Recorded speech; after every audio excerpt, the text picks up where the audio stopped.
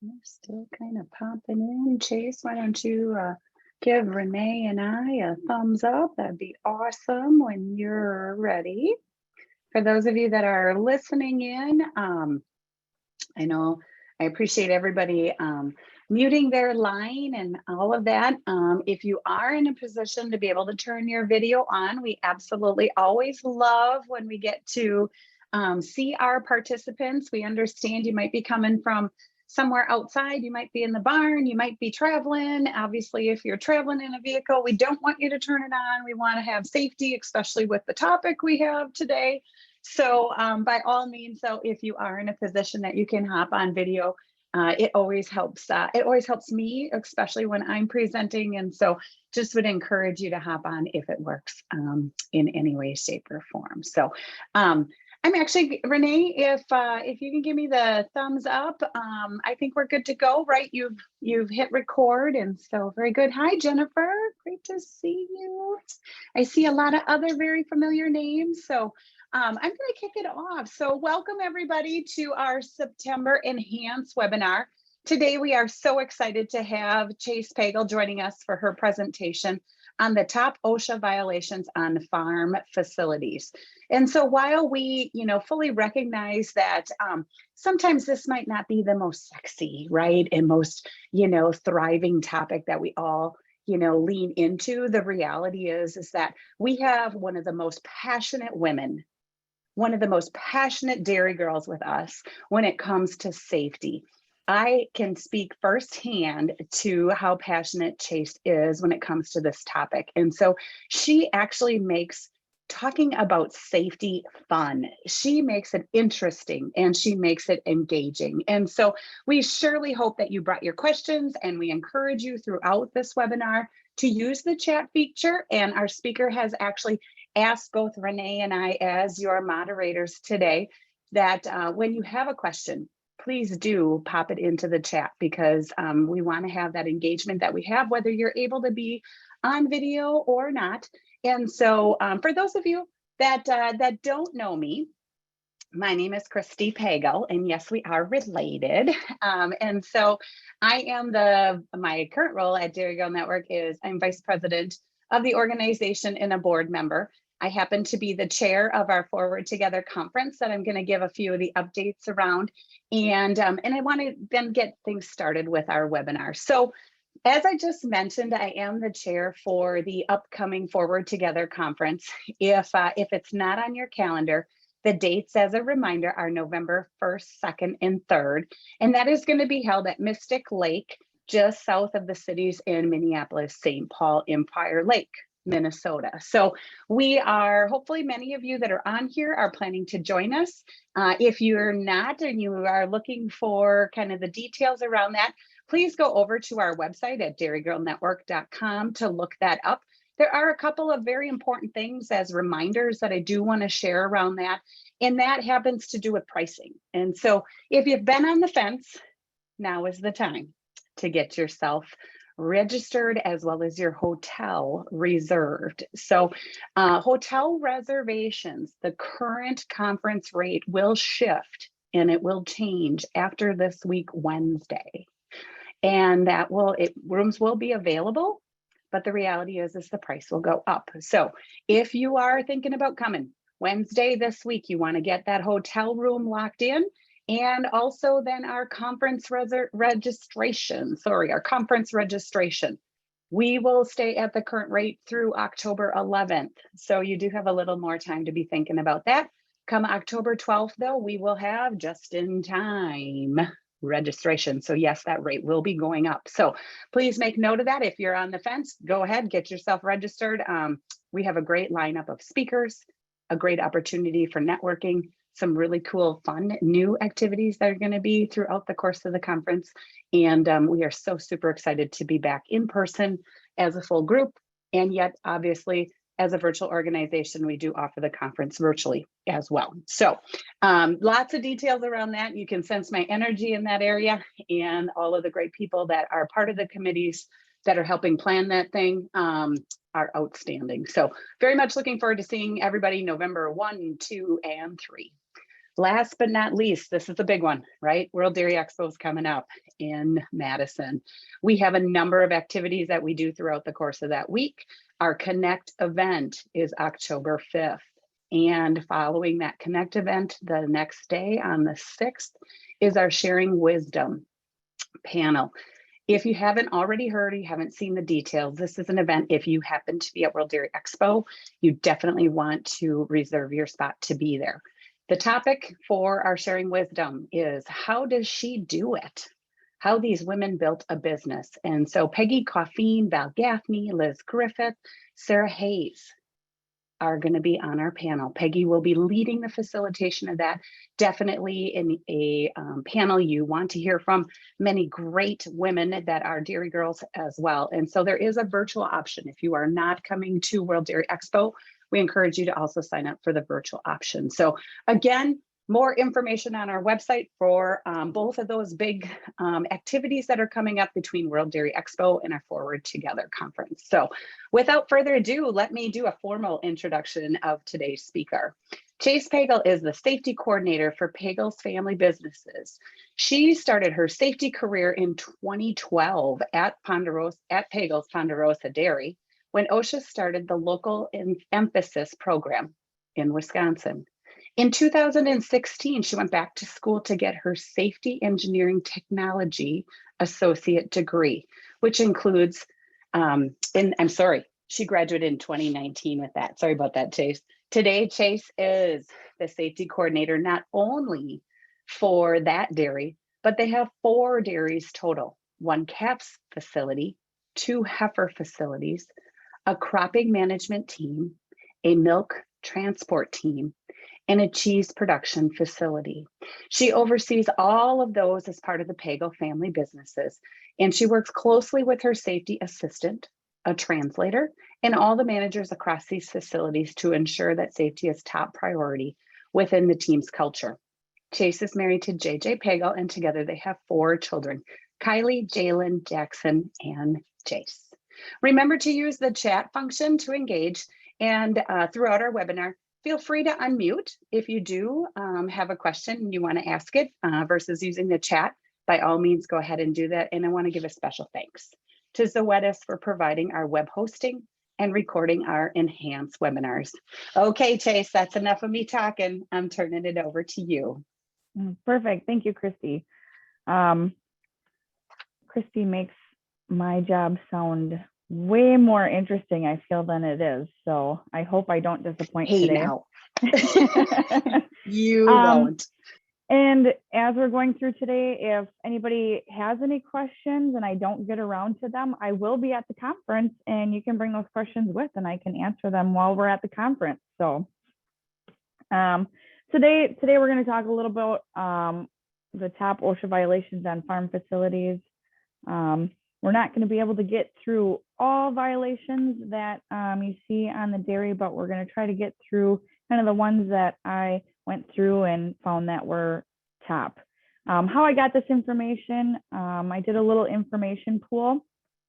And as we're going through this presentation today, I'm going to have a lot of different websites that are going to be provided. And I think, Christy and Renee, we have those maybe somewhere for the girls at some point that you can go on and look at them and get all the information that I got today. So I have that right there for you.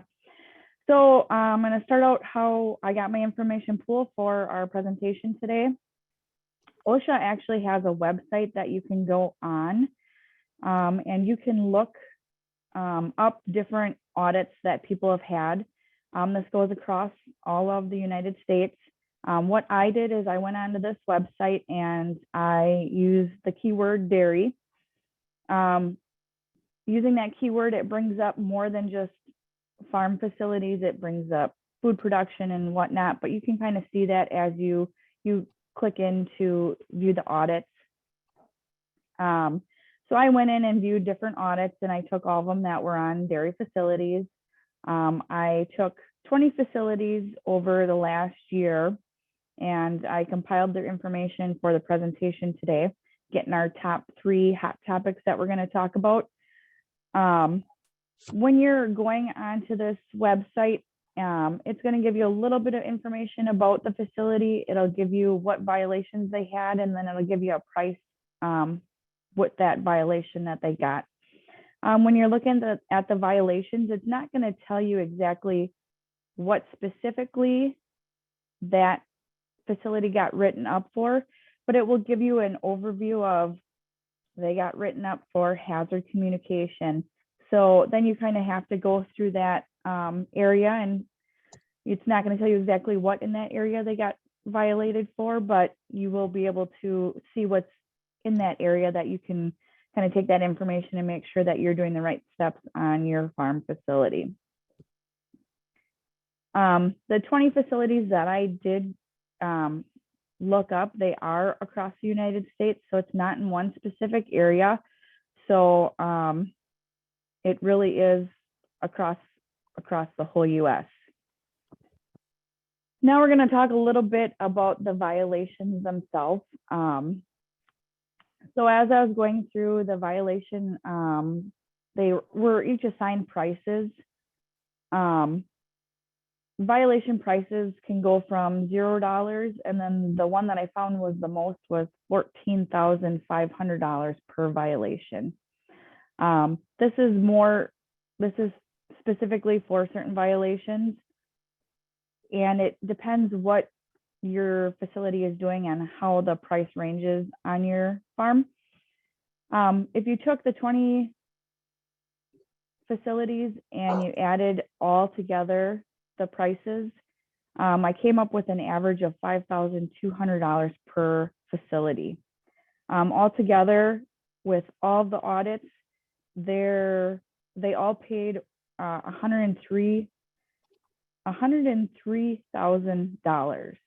So that's a lot of money, and you really don't want to be giving that money out when that money could be going to a lot of different things at your facilities.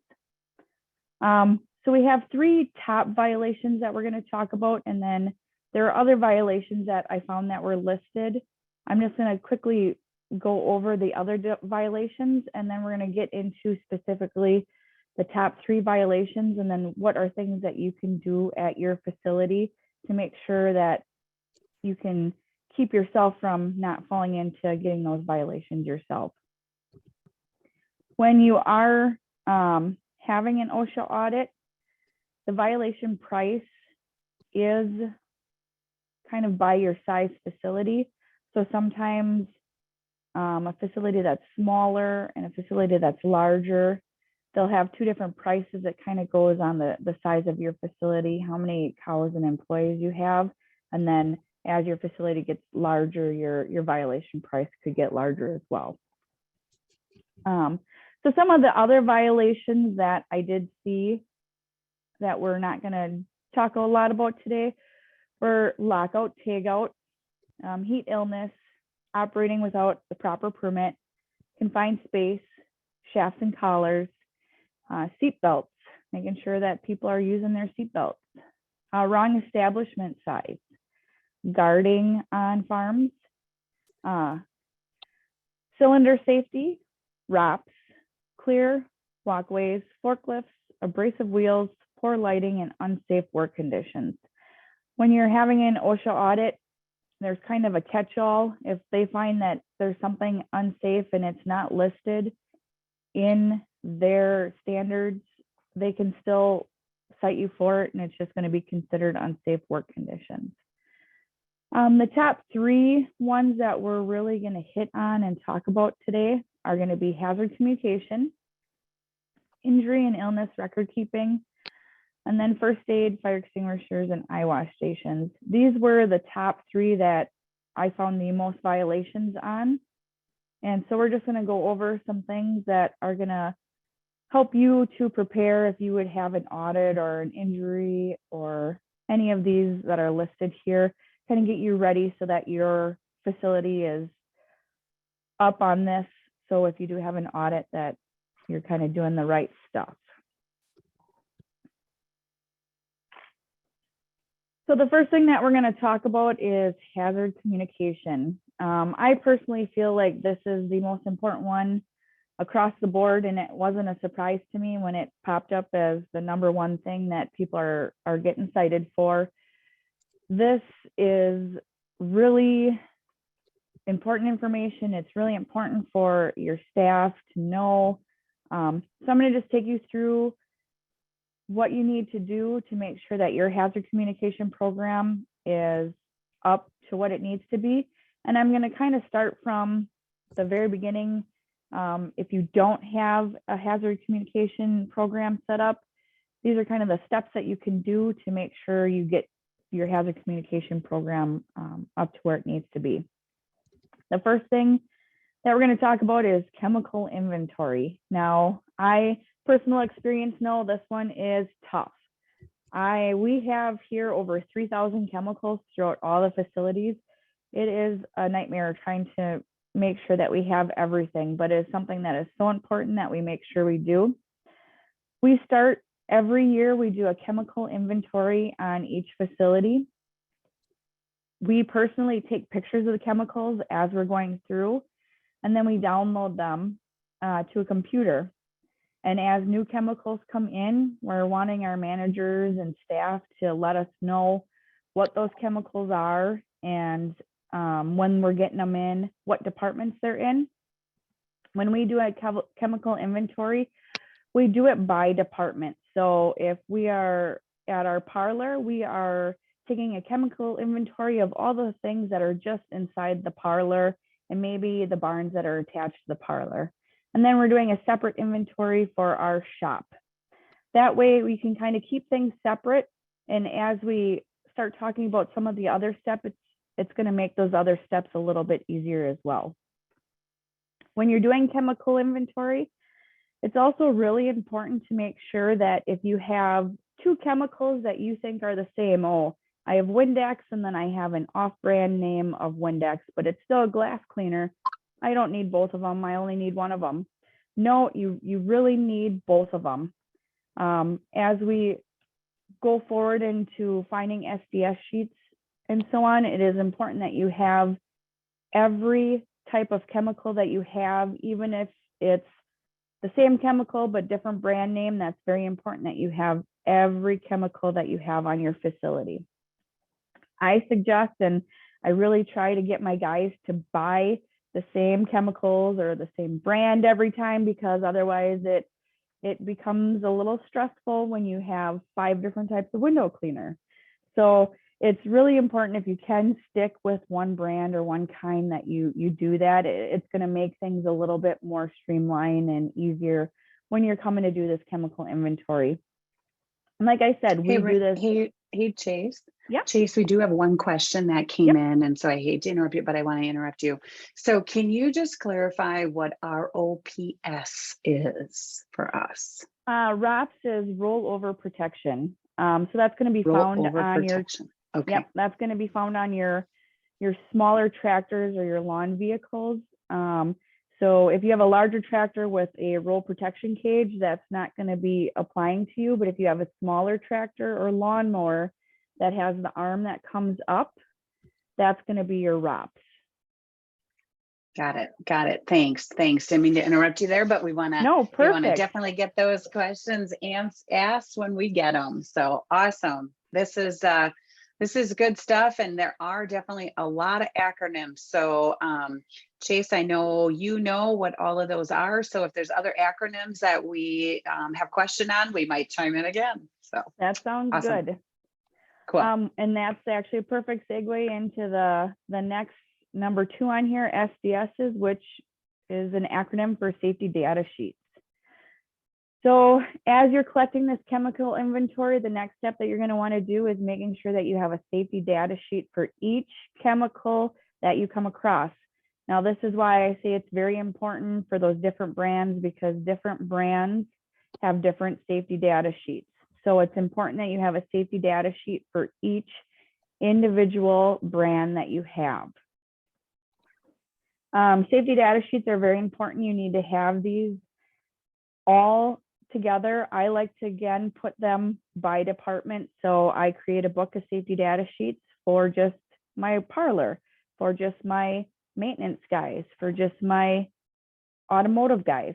So that way each chemicals that are in those areas are in those books. Because like I said, us personally, we have 3,000 chemicals. That would be a lot of books. So if you can kind of dwindle that down and only give those certain areas the chemical safety data sheets that they need, it's going to make it a little bit easier for them. Each department needs these safety data sheets, and they need to be accessible at all times for your employees. You can have them digitally, or you can have paper copies for employees, but they need to have access to them 24/7. So if you say, I'm going to have a digital copy, but there's not a computer that your employees have access to 24/7, that's not going to work.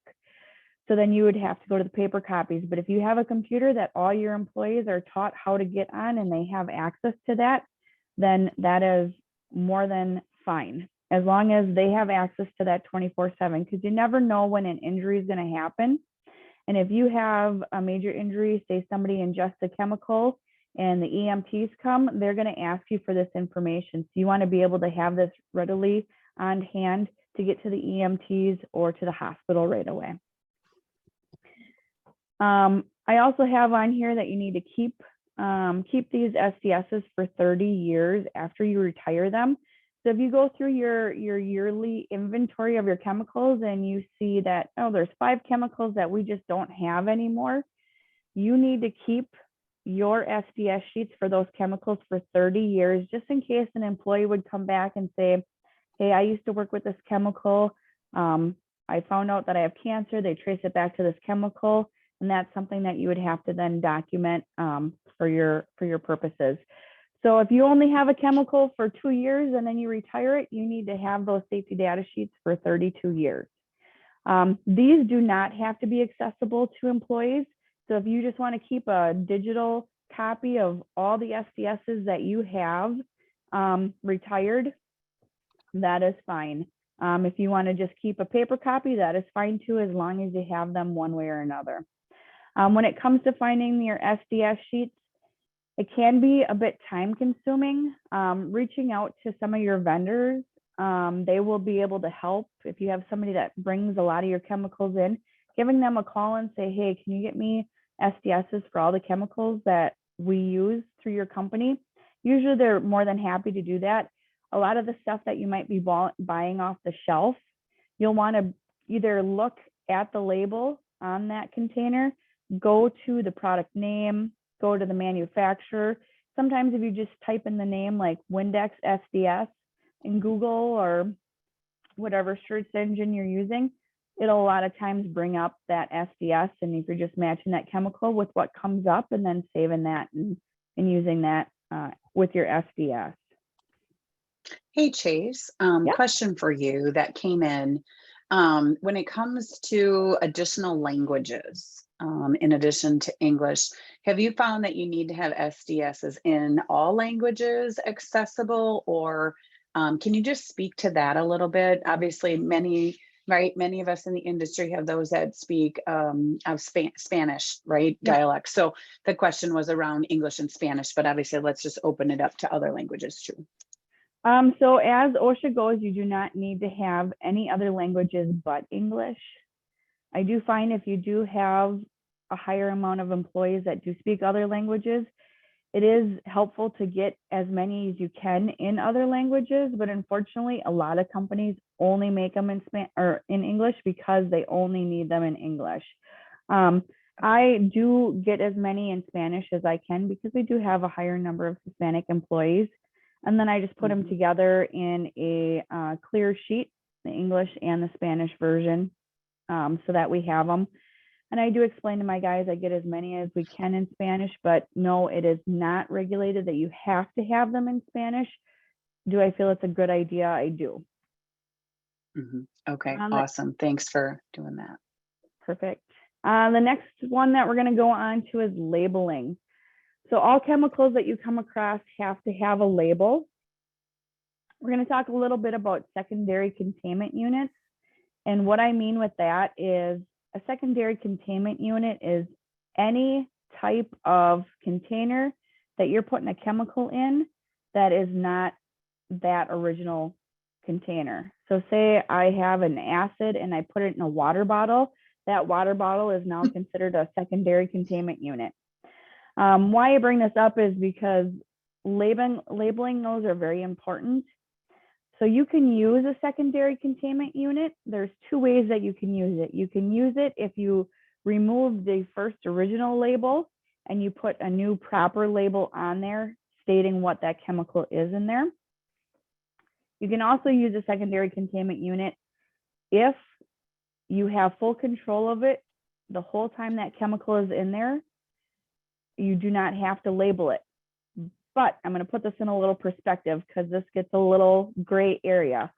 So I need to have full control of that. So if I say I put a grease in there in a different container, and I'm going to take that grease and I'm going to dispose of it right away because I just needed to put it something to get it to the garbage, and then I'm going to dispose of it, I'm good to go.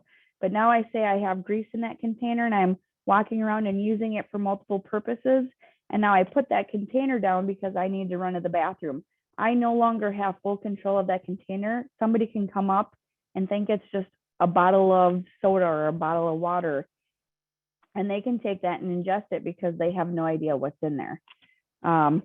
So I really stress using only the secondary containment units when you have a proper label on it. And if you're coming across containers that aren't properly labeled, you need to make sure that you're getting a label on there. Labels can be created very easily by using your SDS sheets. You're going to take your SDS sheet, and pretty much everything that's in your first area of your SDS sheet is going to go right on that label. Your important things that you're going to want on there are the chemical name, emergency phone numbers, hazard words, pictograms, warnings, and then any other information that you feel may be necessary. I do know this gets a little crazy, especially in parlors, because you have a lot of dip cups and stuff, and those labels do not want to stick on there.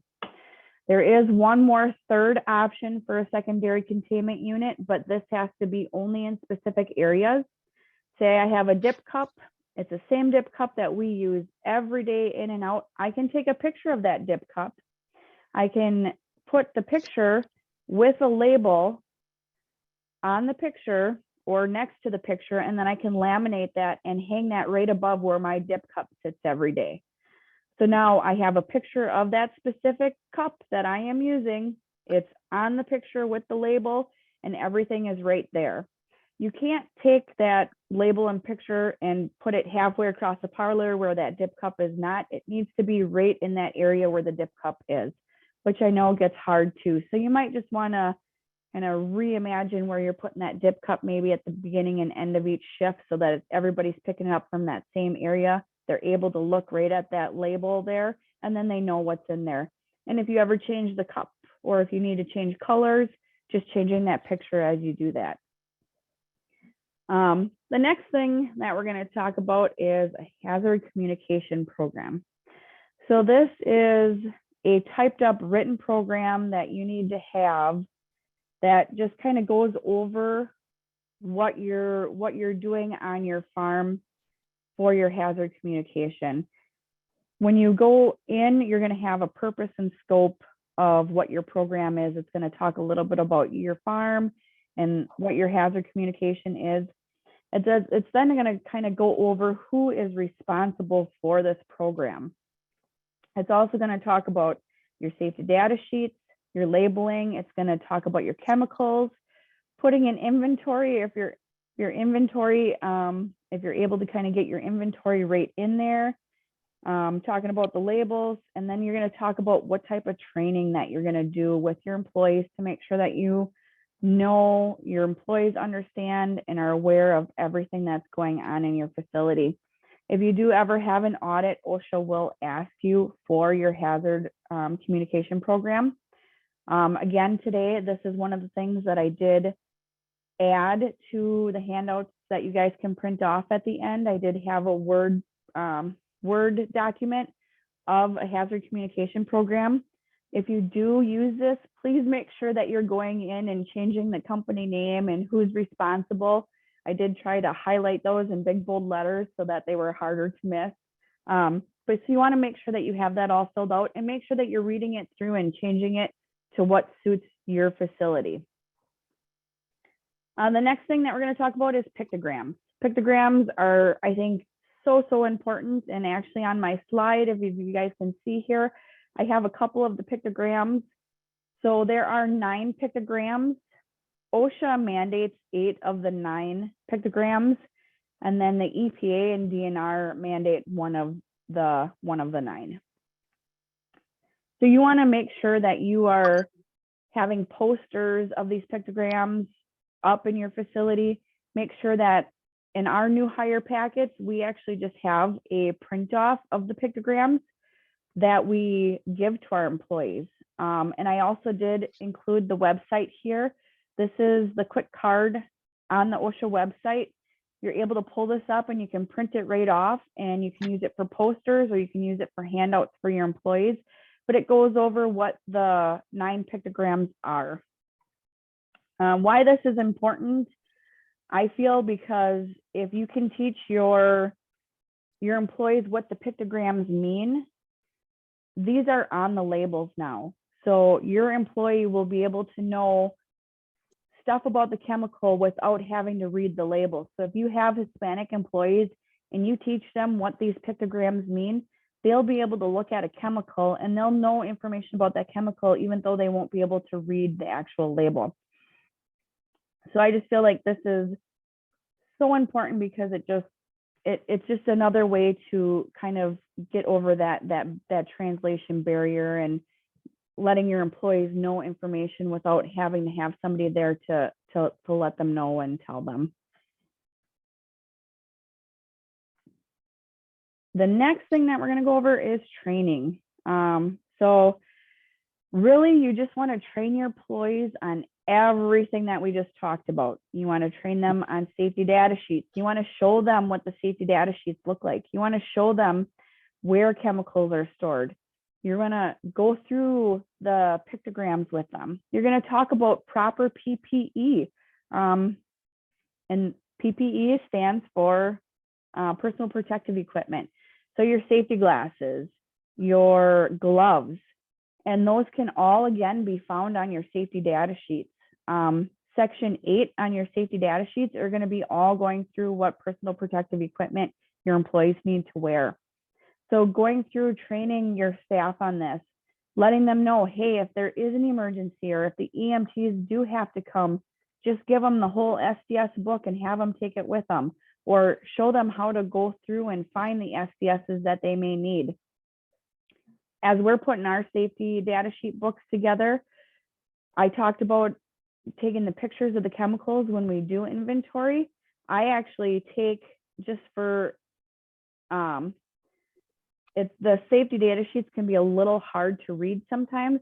So I actually take and make a cover sheet for each safety data sheet with that picture of the chemical that we took, and then I put them in alphabetical order. So if my staff is trying to go through the safety data sheet book because we have an emergency, they're able to look at the chemical. They say, okay, it starts with an M, I can go to M's, and they can match the picture right to that chemical. So it does make it a little bit easier and more streamlined in an emergency when you're trying to look for that stuff.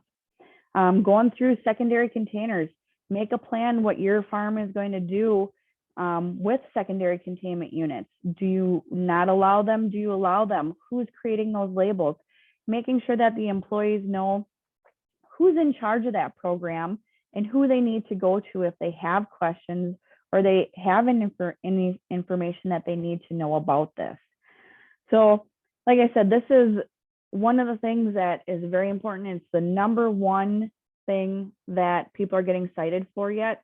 And I know just from personal experience and working with different dairies and different sizes, I've seen violations come in for this. I worked with a smaller dairy and they were just starting out. They had OSHA come in. They did not have a safety or hazard communication program. Their fine for not having a program was $2,000. Now I worked with a different dairy. They were a larger dairy and they had a hazard communication program, but they had one employee that was not wearing safety glasses when they were working with chemicals. That fine was for $2,300 for that one employee not wearing safety glasses while working with chemicals. So it's really important that you make sure that your staff is aware. Also, because when or if you do have an audit, OSHA is going to walk around and they're going to talk to your staff, and they're going to ask your staff a lot of these questions. Do you have SDS sheets? Are you supposed to be wearing chemicals? Were you trained on this? I personally went through an audit when we had our opening conference. They wanted every single training record that we had on hazard communication. After we went through the walkthrough, they talked with our staff. We sat down with them at the end and they said, you know what, your staff did really good. They knew their stuff. We no longer want your training records. We feel that you're adequate in that area. So it really makes a difference to what your staff says to them. So that's why it's another reason why it's so important that your staff is well-versed and trained in this. That is a lot on hazard communication. And I'm sorry, it's a big area, but I feel there's a lot of stuff that needs to be covered in it. The next one that we're going to go over is injury and illness program. So not everybody needs to comply with the injury and illness program, but if you do have certain types of injuries, it doesn't matter your facility size, you do have to comply with some things. As we go through, I will kind of let you know what things that you do and don't need to comply with for some of those smaller facilities with under 10 employees. The first thing that you want to do is have an injury log. You want to log all injuries that come in, no matter how big or small they are. So I kind of note this as our first aid log. Our first aid log tracks all the injuries that we have. And it doesn't matter the size. Sometimes the smaller injuries can turn into larger injuries, and you rather have that information day one instead of having to backtrack to get the information later. I once had a gentleman, he just got a small cut on his finger. He washed it, thought it was good, put a Band-Aid on it, never told anybody. 3 days later, he had an infection up his whole arm, had to go to the hospital, and we had to backtrack that information. So having that information right off the bat is really important. So that's why I say big or small, it doesn't matter. As you're going in any facility that's over 10 employees needs to fill out 300 forms. 300 forms, the information that needs to go on 300 forms is anything that's over first aid. And you may ask, what does that mean?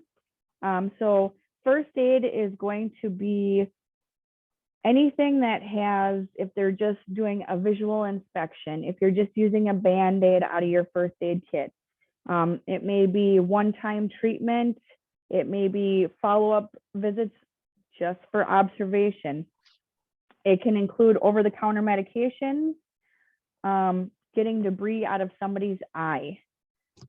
As you kind of get some of these injuries coming in, if you have questions, you can actually go right onto OSHA's website and you can ask those questions. And they'll be able to kind of give you a little bit more onto what needs to be on your first aid log and what doesn't. I did include a website, again, an OSHA website, and these are going to be your record keeping forms. I have them, if you go to this website, they have them in digital format and they have them in paper format. So whatever you're comfortable with, you're able to use it. If you do use the digital format, things are going to transfer over to the second sheet that you need without you having to do it. If you do it paper copy, you'll have to transfer over the numbers. If there is anybody that has lost time at work, or if they have job restrictions that they're not able to do their full job, those are considered things that'll be over first aid. If somebody has stitches, that is considered over first aid. If they go to the doctor and the doctor sends them for x-rays, that's over first aid.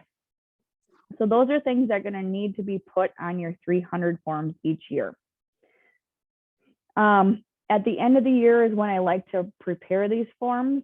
So you kind of go through what you had for the year and transfer everything over to these 300 forms.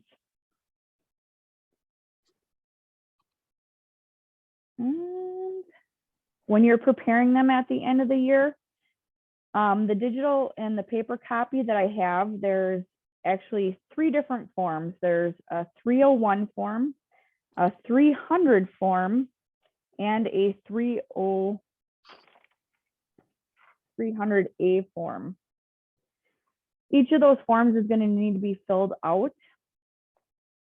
So the 300 form is a form that you're going to keep all of your information. It's going to have employee names and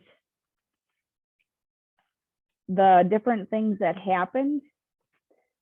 The 301 form is going to be kind of like an injury form. So as your injury comes in, it's nice if you can get this information right off the bat instead of having to go back and get it. But your 301 form will ask you the employee's name, their address, birth date, their hire date, if they're male or female, if they were seen by a provider, the location, the treatment that was given, if they went to the ER, if they were hospitalized. It's going to ask you for a case number. A case number is just a number that you create yourself to keep track of your injuries. So when I have my first aid log and I have all those injuries coming in, I start my case number with, say for this year, it would be 2022-1. That was my first injury. And I just keep going down -2, -3, -4. And those are my case numbers.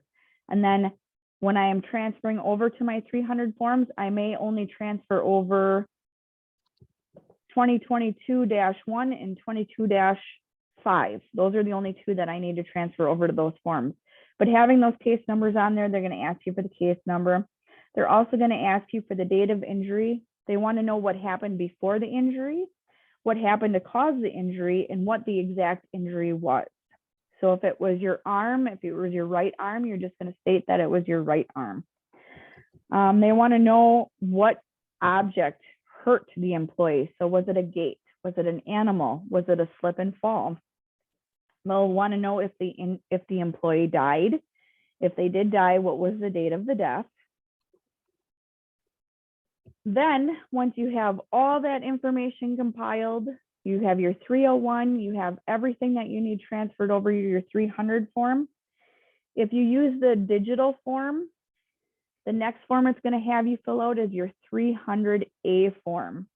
Your 300A form is going to, if it's the digital copy, it's going to automatically transfer over the information from your 300 to your 300A.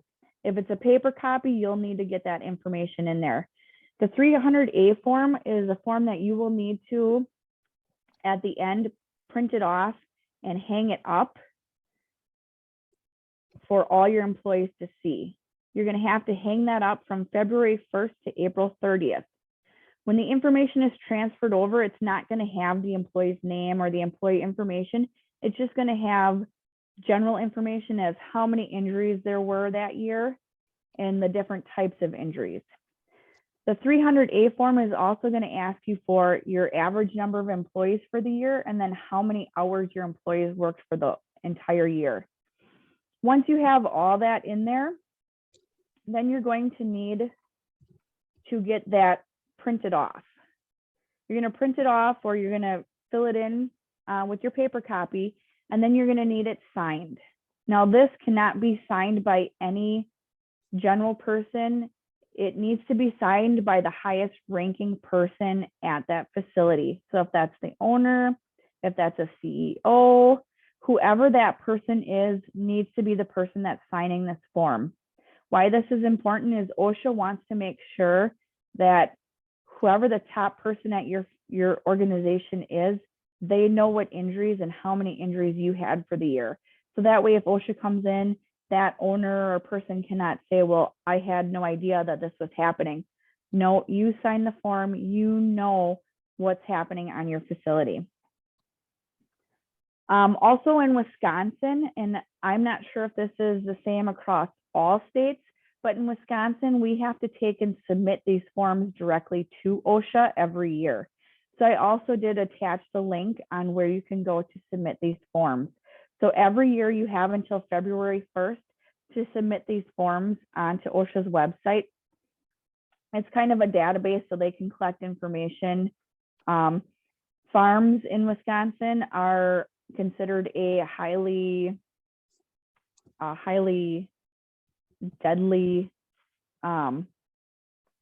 field of work to be in. So it doesn't matter how many employees we have to submit these forms. If you do have less than 10 employees, you do not have to fill these forms out. If you do have an injury though, which we're going to go into our next slide, if you have one of these next upcoming injuries, it doesn't matter the size of your facility, you do have to report these injuries. So it is nicer to keep track of these injuries, because if you do have to report one of these injuries on this slide and OSHA comes in, they may ask you for those backlogs, and if you don't have them, you could get in trouble. So it's just a good idea to keep track of these, even for your own personal, even if you only have that under 10 employees. These are the top 3 injuries that you need to report to OSHA right away. They will go on your 300 form, but you can't wait to report these. These have to be reported right away. So the number 1 is a death. You have to report a death within 8 hours of that person passing away, or you finding out of that person passing away. The next one is amputation or loss of eye. This needs to be reported within 24 hours. Now, amputation is not just losing a whole arm. If you cut off just the very tip of your finger, this is considered an amputation. So these need to be reported within 24 hours. The last one on here is a hospitalization. Hospitalizations also need to be reported within 24 hours. There is a little bit of a gray area on here though. If you have an employee that goes to the emergency room is not classified as a hospitalization. They actually have to be admitted to the hospital. So if you have an employee that goes to the emergency room and they don't actually get admitted to the hospital, you do not have to report it. It will probably have to go on your 300 form, but you do not have to automatically report it. And if you have injuries like this and you have to report, don't worry. Not every report is going to have OSHA coming out for an audit. I've had to report injuries before. Usually they start with a phone call and say, hey, what was the injury that happened? They'll go through some information with you, and they may just send you some paperwork that you need to fill out. And then you need to make sure that you're getting that paperwork back to them. And then it may not result in an audit at all. More than likely, if it's in a death, it will result in an audit, but you still need to do your due diligence and getting these reported, because your EMTs, your hospitals, your police are supposed to be reporting these to OSHA as well. So if you think, hey, I might be able to get by without reporting, think again, because those people have to report as well. And it's going to look very bad if you haven't reported it and somebody else is reporting it for you.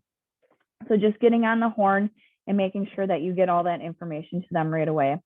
Again, I did include the website for you guys to go to report if you need to. That reporting can be done by phone call, or it can be electronic through this website. And it does give you steps and information that they're going to ask for once you need to report. The last thing that we're going to talk about is your first aid kits, your fire extinguishers, and your eye wash. There's not a lot on this topic. It's more you just need to have them, and you need to have them in place. When it comes to having placement, your placement of these is very important, because they need to be somewhere that employees have access to them. They need to be accessible 24/7, so you can't have them in locked rooms. Your eye wash stations should be within 55 feet or 10 seconds from chemicals that you're using, you may need to have a few of them over your site. Fire extinguishers should be in hallways, common areas, gathering areas. They like to see them within every 50 feet. Don't get too crazy thinking you need to have 100 fire extinguishers. I have a fire extinguisher company that we work with. I had them come in and we went through with them where we should put fire extinguishers. Your first aid kits just need to be in accessible areas where your employees are a majority of the time. When you're looking at first aid kits, you can buy them by the number of employees. So we have kits that are for 25 employees, but we have 10 of them throughout the facility. So we have enough to cover 250 employees, but they're just smaller kits. So we were able to get enough of them across the facilities. I did also include on here another website that you can go to. And as you've seen, all of these are direct links to the OSHA website. So all of this information is going to be directly from OSHA. This link is going to give you a list of different things that you need to make sure that you have and keep in your first aid kits. If OSHA comes in, they want to make sure that they see the things that are on that list in your first aid kits. Also with that, all of these things need to get put on a monthly check. So your fire extinguishers, you should be checking to make sure that they haven't been used, the pins are still in there, and that the hoses are on secure. Your first aid kits, just checking to make sure that everything is in there. Stuff, just replacing that. And then your eye wash stations, depending the type of eye wash station you have. If it's bottles, just making sure that they're not expired. If it's a direct connect to the faucet, just turning on and make sure that they work. And if it's a gravity flow where you have to fill it with water, just making sure that you're changing that out every 1 to 3 months, depending on the type of unit you buy. It's also important to make sure that you have an emergency written program, that your employees know where everything is. In our program, I like to have a map of the facility, and I've included kind of the maps that we use. This program that I have is a Microsoft program. It's Microsoft Visio, and it allows you to put maps together, and they have the little fire extinguishers. I use the little plus signs for first aid kits, and then we have the little green boxes for eye wash stations. And this is just one of our facilities. You can see we have fire extinguishers all over the place. We have a few eye wash stations where our chemicals are, because we want to make sure that we have those close to where the chemicals are. And then we have first aid kits that are in our high traffic areas where employees are a lot. So we have everything set up to make sure that the employees know, and then you can post these maps as well. So that way, if employees have any questions, they know where to look for things. And with that, I'd like to open the floor to any questions that anybody would have, if there are any questions.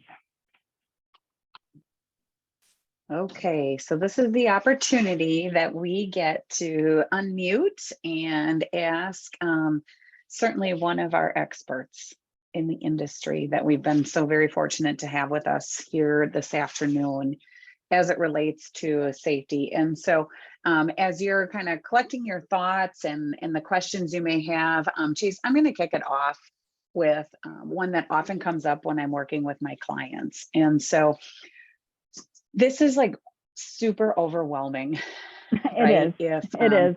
If you're an individual, right? If you're a farm and you say, okay, wow, where do I begin? Can you just lean in with us a little bit around where do you recommend to begin, right? Because what you gave us today is outstanding and awesome, but just where do we start?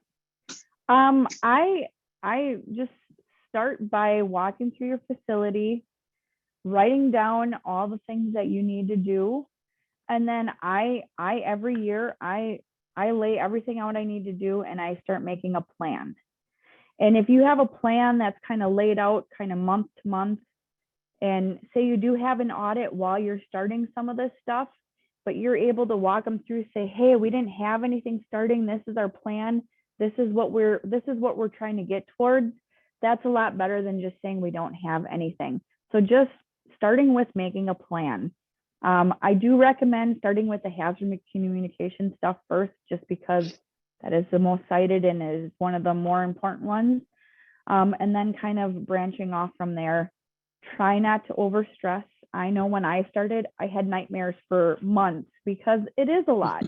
Try not to stress. You're probably just one person working in your safety department or your safety. So just know you're one person, take it one day at a time, but just start trying to make that plan and work off what that plan is. That's great advice. Does anybody else have any questions or a question for Chase at all? I'll ask that you just unmute your line, or feel free to pop it in the chat. Otherwise, I have a whole list of questions. So I'm just going to give a little pause here in regards to if anybody has any specific questions regarding, their farm, or if you are in the industry and you work with farms, right? Any questions?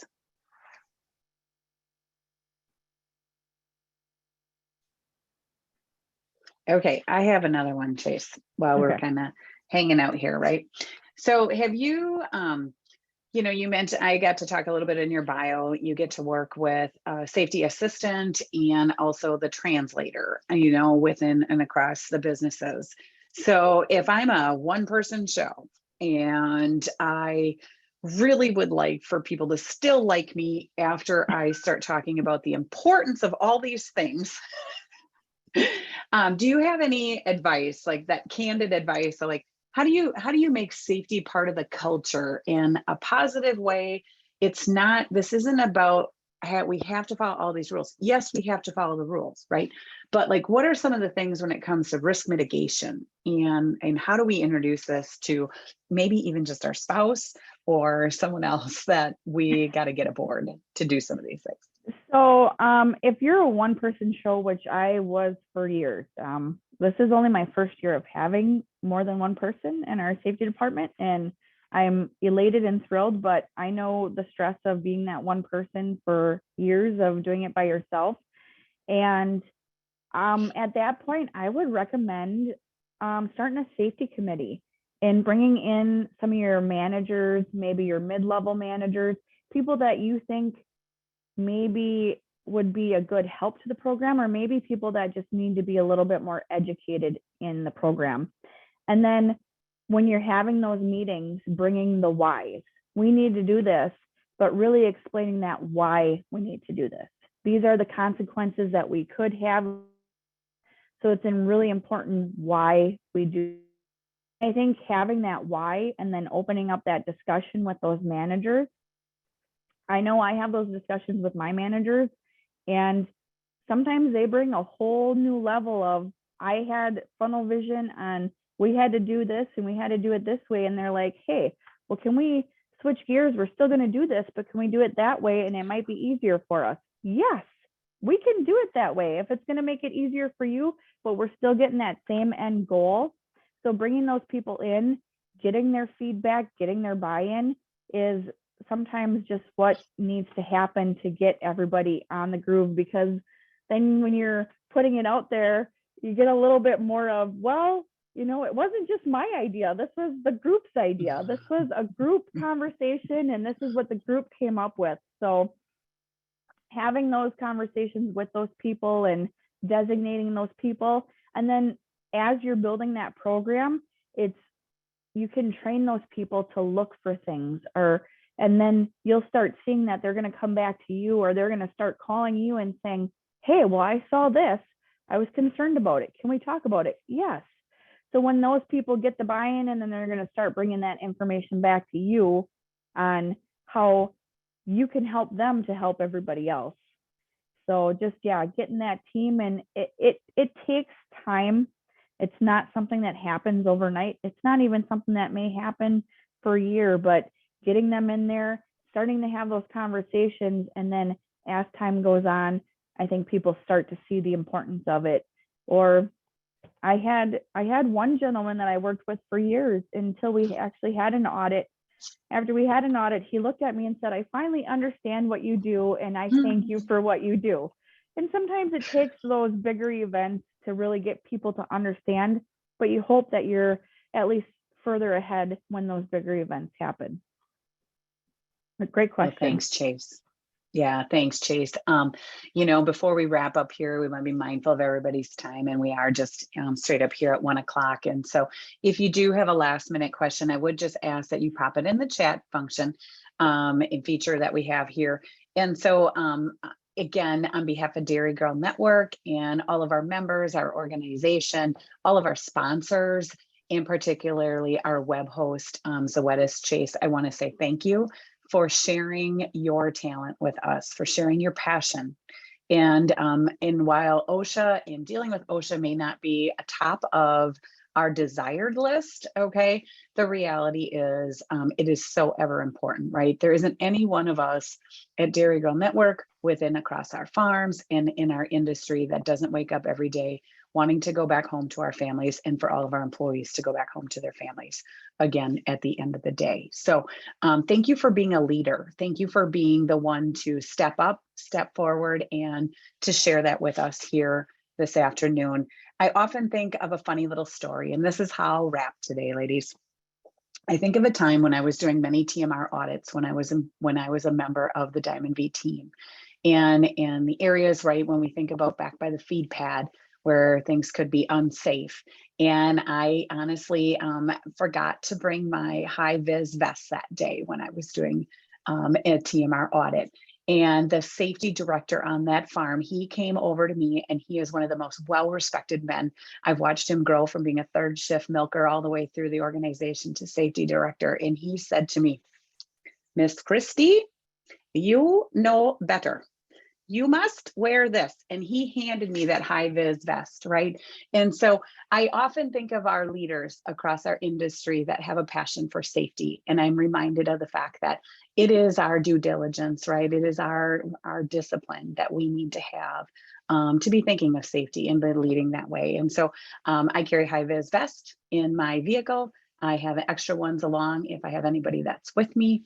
And I would just encourage us to think across Dairy Girl Network here, like, what's the one thing we can do, even just for ourselves, as we work with many producers, as we work in our own businesses, and it comes to safety. So Chase, again, thank you.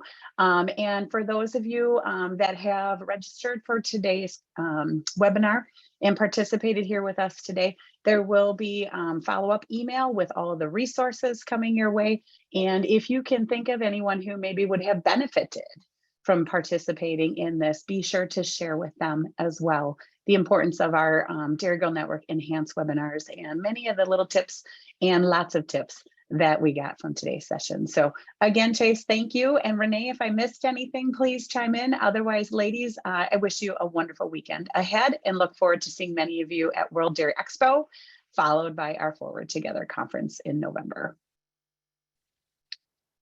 Take care, everybody. Thanks, Thank Chase. you.